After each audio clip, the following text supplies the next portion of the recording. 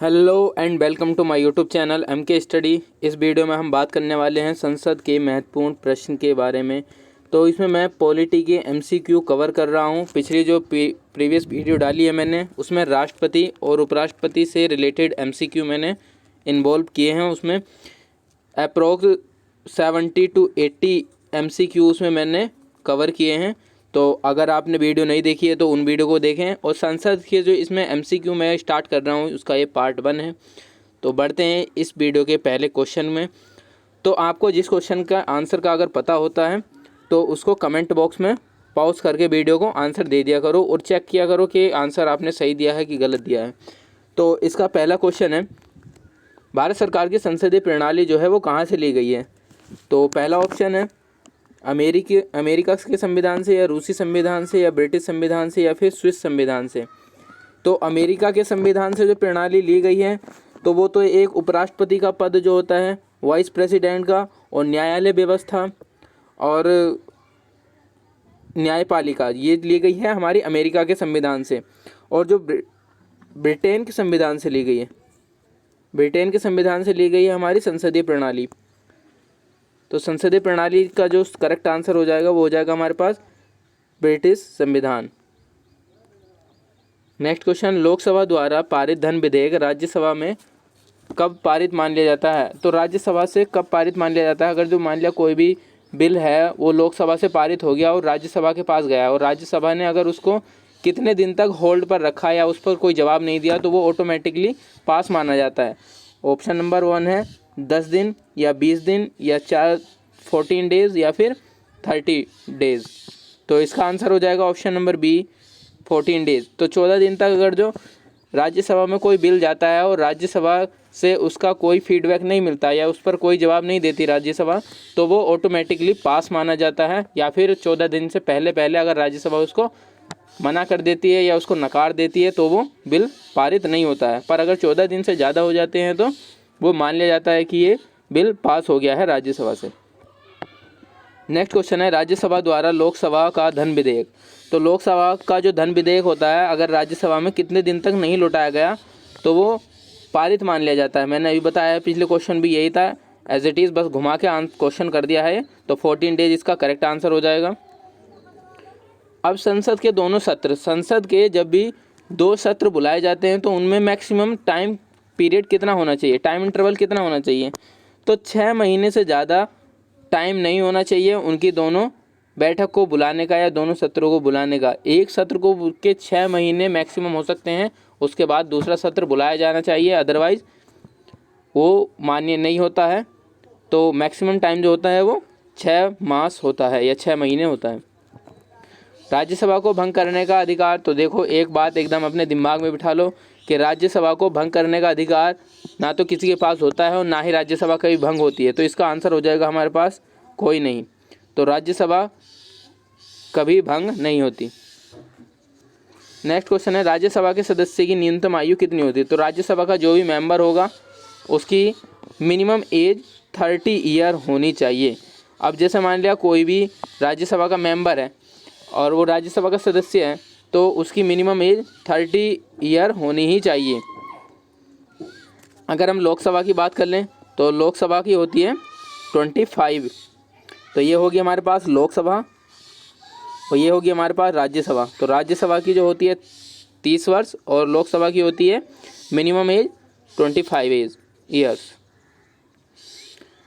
अब देखो ये नेक्स्ट क्वेश्चन है, तो किन परिस्थितियों के अंतर्गत राज्यसभा भंग किया जा सकता है। तो मैंने अभी बताया पिछले क्वेश्चन में कि परिस्थिति चाहे कोई भी हो, राज्यसभा भंग नहीं हो सकती, क्योंकि उसके जो है हर 2 साल में 1/3 सदस्य क्या हो जाते हैं, सेवानिवृत्त हो जाते हैं।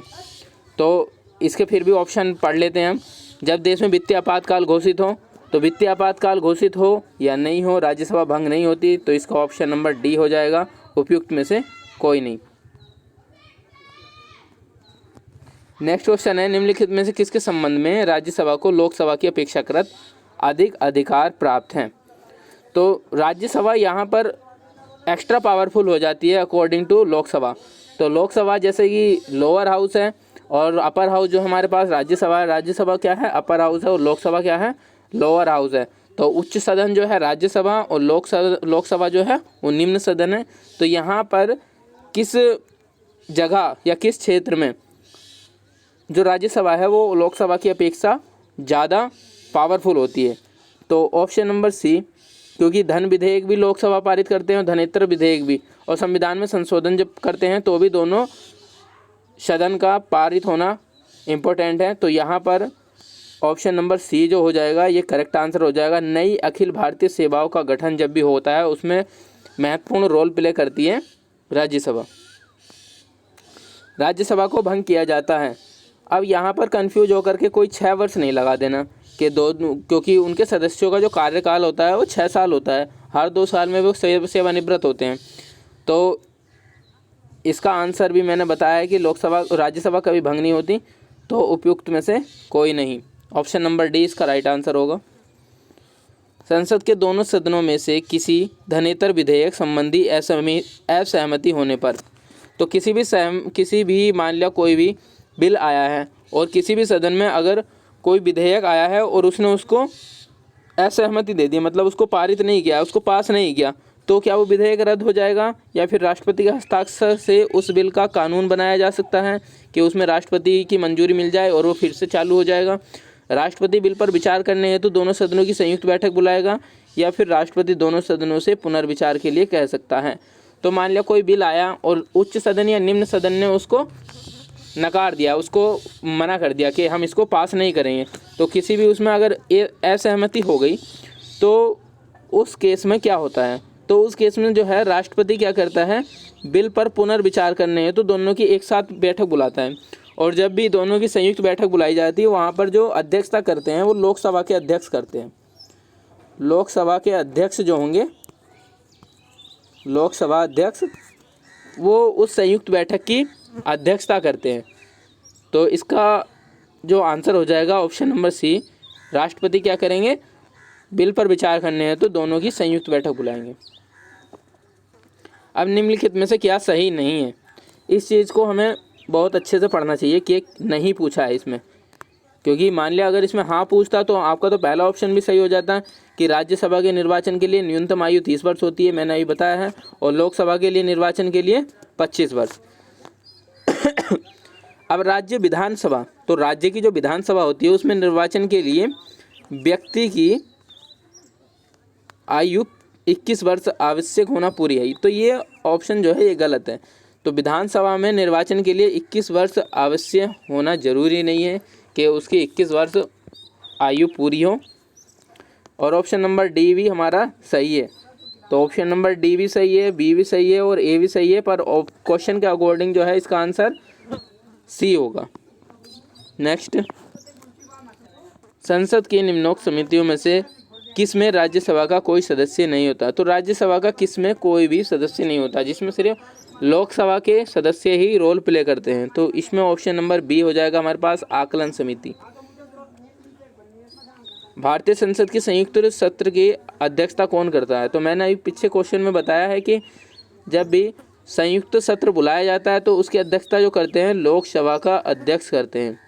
तो लोकसभा के जो अध्यक्ष होते हैं वो ही उनकी अध्यक्षता करते हैं। अब लोकसभा और राज्यसभा के बारे में थोड़ा बेसिक नॉलेज भी होनी चाहिए कि लोकसभा क्या होता है, निम्न सदन होता है, और राज्यसभा क्या होता है, उच्च सदन होता है।